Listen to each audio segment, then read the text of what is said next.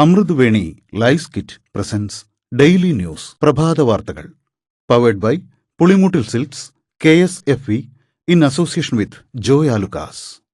ഇത്തവണ ഫസ്റ്റ് അടിക്കില്ലേ നമ്മള്?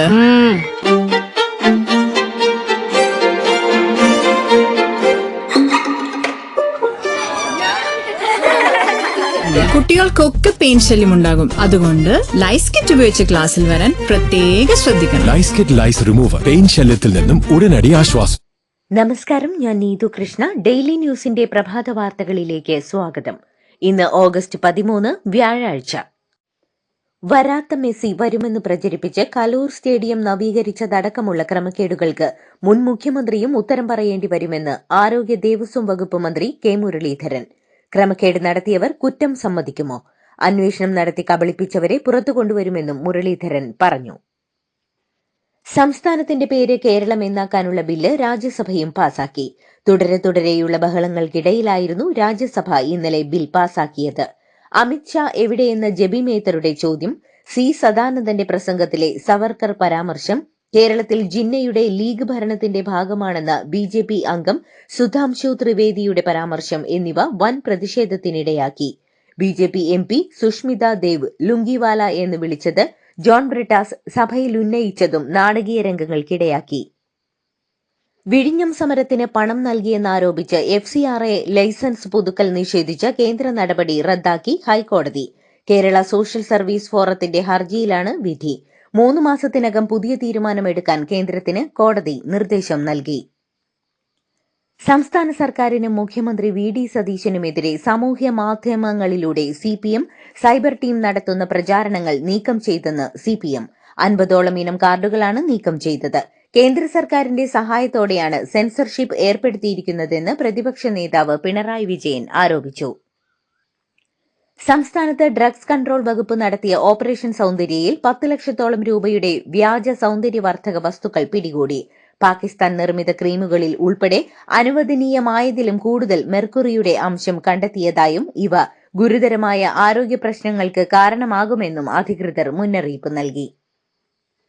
പ്രിയദർശിനി സൌജന്യ ബസ് യാത്രാ പദ്ധതി റദ്ദാക്കണമെന്നാവശ്യപ്പെട്ട് ബസുടമ കോമ്പറ്റീഷൻ കമ്മീഷൻ ഓഫ് ഇന്ത്യയെ സമീപിച്ചു.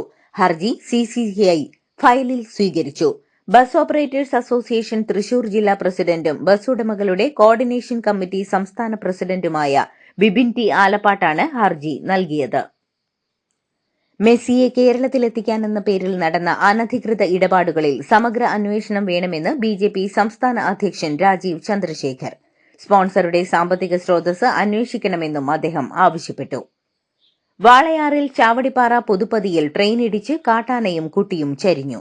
ഇന്നു പുലർച്ചെ 12:30യോടെയാണ് അപകടം. മംഗളൂരു ചെന്നൈ സൂപ്പർഫാസ്റ്റ് തീവണ്ടിയാണ് തട്ടിയത്. അപകടത്തെ തുടർന്ന് മണിക്കൂറുകളോളം തീവണ്ടി ഗതാഗതം തടസ്സപ്പെട്ടു.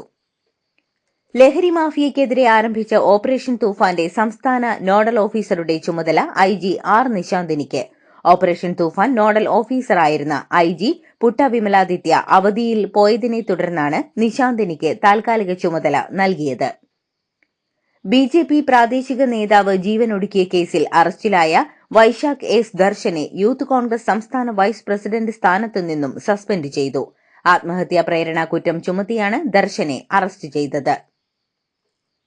കരയിലും കടലിലും ന്യൂനമർദ്ദങ്ങൾ രൂപപ്പെട്ടതിനാൽ സംസ്ഥാനത്ത് വരും ദിവസങ്ങളിൽ മഴ ശക്തമാകുമെന്ന് കേന്ദ്ര കാലാവസ്ഥാ വകുപ്പിന്റെ മുന്നറിയിപ്പ്. ബംഗാൾ ഉൾക്കടലിന് മുകളിൽ പശ്ചിമബംഗാൾ ബംഗ്ലാദേശ് തീരത്തിനു സമീപം ന്യൂനമർദ്ദമുണ്ട്. വരും ദിവസങ്ങളിൽ തീവ്ര ന്യൂനമർദ്ദമായി ശക്തി പ്രാപിക്കാൻ സാധ്യതയുണ്ടെന്നാണ് പ്രവചനം.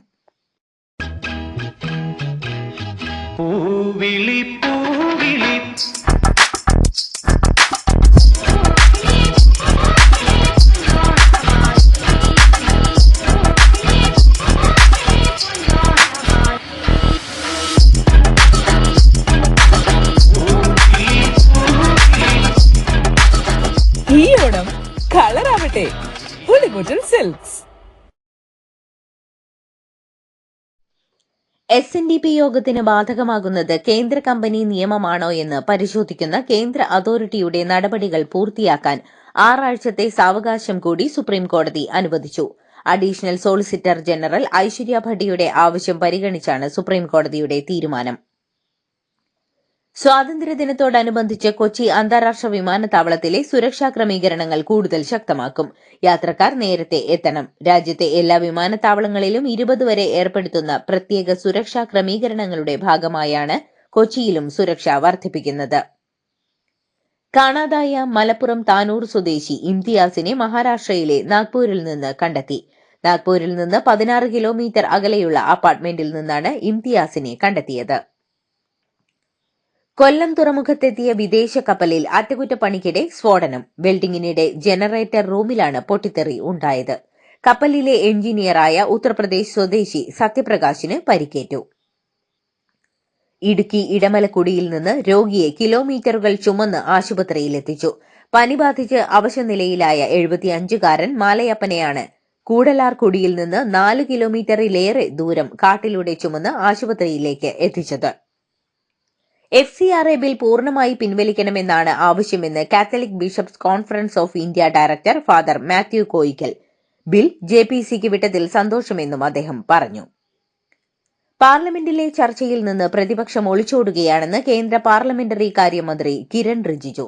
ചർച്ചയ്ക്ക് സർക്കാർ തയ്യാറാകുകയും പ്രതിപക്ഷം തയ്യാറാകാതിരിക്കുകയും ചെയ്യുന്നത് ചിന്തിക്കാൻ പോലുമാകാത്ത കാര്യമാണെന്നും അദ്ദേഹം പറഞ്ഞു. കള്ളപ്പണക്കേസിൽ ഡൽഹി ഹൈക്കോടതിയിലെ മുൻ ജഡ്ജി യശ്വന്ത് വർമ്മയ്ക്കെതിരെ ചുമത്തിയ എല്ലാ കുറ്റങ്ങളും തെളിഞ്ഞതായി അന്വേഷണ സമിതി. ലോക്സഭാ സ്പീക്കർ ഓം ബിർള നിയോഗിച്ച 3-അംഗ അന്വേഷണ സമിതിയാണ് മുൻ ജഡ്ജിക്കെതിരായ കുറ്റങ്ങൾ തെളിയിക്കപ്പെട്ടതായി കണ്ടെത്തിയത്. ജന്തർ മന്ദിറിലെ പ്രക്ഷോഭങ്ങളുടെ 2ാം ഘട്ടം ഉടനുണ്ടാകുമെന്ന് കോക്രോച്ച് ജനതാ പാർട്ടി സ്ഥാപകൻ അഭിജിത് ദീപ്കെ. ജന്തർ മന്ദിർ സീസൺ 2 എപ്പോൾ തുടങ്ങുമെന്ന് നിരവധി പേർ ഇൻസ്റ്റഗ്രാം കമന്റുകളിലൂടെ ചോദിക്കുന്നുണ്ടെന്നും അഭിജിത് ദീപ്കെ പറഞ്ഞു. തന്റെ വീട്ടിൽ പോലീസ് പരിശോധന നടത്തിയെന്ന് കോക്രോച്ച് ജനതാ പാർട്ടി വക്താവ് സൌരവ് ദാസ്. കേന്ദ്രഭരണ പ്രദേശമായ പുതുച്ചേരിയിലെ വീട്ടിലാണ് കേന്ദ്ര സർക്കാരിന്റെ നിർദ്ദേശപ്രകാരം പോലീസ് റെയ്ഡ് നടത്തിയതെന്ന് അദ്ദേഹം സാമൂഹ്യമാധ്യമത്തിൽ കുറിച്ചു. യാത്രാമധ്യേ എയർ ഇന്ത്യ വിമാനം 300 അടി താഴ്ചയിലേക്ക് പതിച്ച സംഭവത്തിൽ പൈലറ്റ് കഞ്ചാവ് ഉപയോഗിച്ചതിനു പുറമെ ഉറക്ക ഗുളികകളും കഴിച്ചിരുന്നു. രക്തത്തിൽ ഇതിന്റെ സാന്നിധ്യവും കണ്ടെത്തിയിട്ടുണ്ട്.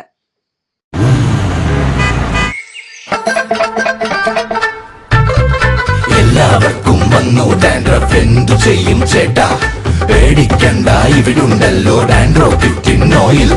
ഉടനടി മാറും താരൻ, ഉപയോഗിക്കൂ വേഗം. അമൃത്വേനി ഡാൻഡ്രോക്വെറ്റ്, ദി അൾട്ടിമേറ്റ് ഡാൻഡ്രഫ് സൊല്യൂഷൻ.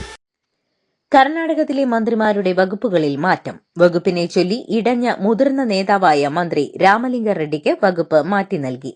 ജലവിഭവ വകുപ്പ് മാറ്റി വനം, പരിസ്ഥിതി വകുപ്പുകളാണ് നൽകിയത്.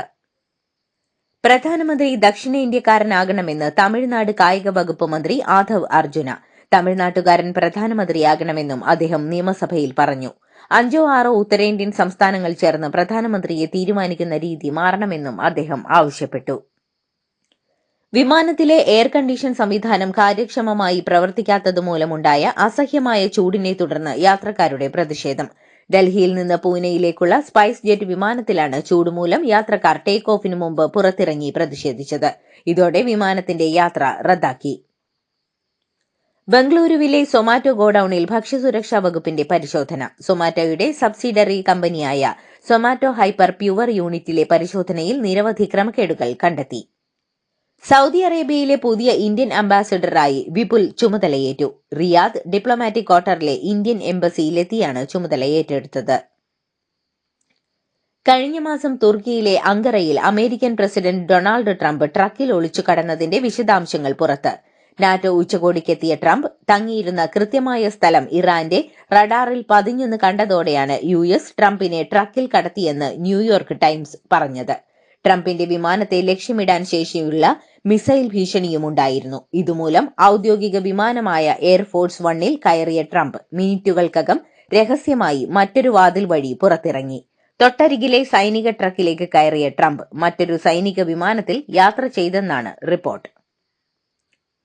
White house press secretary Caroline Leavitt ഈ മാസം അവസാനം സ്ഥാനമൊഴിയുന്നു. കരോലിൻ മുതിർന്ന ഉപദേഷ്ടാവായി തുടരുമെന്നും അമേരിക്കൻ പ്രസിഡന്റ് ഡൊണാൾഡ് ട്രംപ് വ്യക്തമാക്കി. മെയ് മാസത്തിലാണ് കരോലിന് 2ാമത്തെ കുഞ്ഞ് ജനിച്ചത്. പുതിയ പ്രസ് സെക്രട്ടറിയെ ഇതുവരെ നിയമിച്ചിട്ടില്ല. ഹോർമൂസ് കടലിടുക്കുമായി ബന്ധപ്പെട്ട് അമേരിക്കയും ഇറാനും ഉടനെ ധാരണയിലെത്തുമെന്ന് പാകിസ്ഥാൻ പ്രതിരോധ മന്ത്രി ഖ്വാജ ആസിഫ്.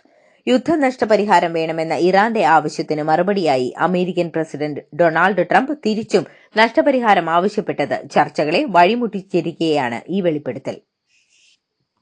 ആഫ്രിക്കൻ രാജ്യമായ സിംബാബ്വേയിൽ ബോട്ട് മുങ്ങി 44 പേർ മരിച്ചു. ബോട്ടിലുണ്ടായിരുന്ന 77 പേരെ രക്ഷപ്പെടുത്തി. സാംബിയൻ അതിർത്തിയോട് ചേർന്നുള്ള കരീബ തടാകത്തിലാണ് അപകടം. മധ്യപൂർവേഷ്യയിൽ യുദ്ധഭീതി ശക്തമായി തുടരുന്നതിനിടെ ഇറാൻ സൈനിക സുരക്ഷാ സംവിധാനത്തിൽ വലിയ അഴിച്ചുപണി നടത്തുന്നു. റെവല്യൂഷണറി ഗാർഡ് കോർപ്സ്, ബസിജ് സുരക്ഷാ സേന, ആംഡ് ഫോഴ്സസ് ജനറൽ സ്റ്റാഫ് എന്നിവയിൽ 6 മുതിർന്ന കമാൻഡർമാരെയാണ് പരമോന്നത നേതാവ് മുജ്തബ ഖമേനി നിയമിച്ചത്. വിരമിക്കൽ സൂചന നൽകി അർജന്റീന നായകനും ഫുട്ബോൾ ഇതിഹാസവുമായ ലിയോണൽ മെസ്സി. ഫുട്ബോളിൽ കൂടുതൽ കാലം തുടരുമോ എന്ന് സംശയമാണ്. അച്ഛനില്ലാതെ മുന്നോട്ടു പോവുക പ്രയാസമാണെന്നും മെസ്സി സാമൂഹിക മാധ്യമത്തിൽ കുറിച്ചു. പിതാവ് ഹോർഹെ മെസ്സിയുടെ വേർപാടുമായി ബന്ധപ്പെട്ട് ഇൻസ്റ്റഗ്രാമിൽ പങ്കുവച്ച വൈകാരികമായ കുറിപ്പിലാണ് അദ്ദേഹം തന്റെ ഫുട്ബോൾ കരിയർ ദീർഘകാലം തുടർന്നേക്കില്ലെന്ന സൂചന നൽകിയത്. ഇതോടുകൂടി ഡെയിലി ന്യൂസിന്റെ ഇന്നത്തെ പ്രഭാത വാർത്തകൾ സമാപിക്കുന്നു. ഡെയിലി ന്യൂസിനു വേണ്ടി വാർത്തകൾ വായിച്ചത് നീതു കൃഷ്ണ. ഡെയിലി ന്യൂസ് ലൈവ്.in വാർത്തകൾ വിരൽ തുമ്പിൽ.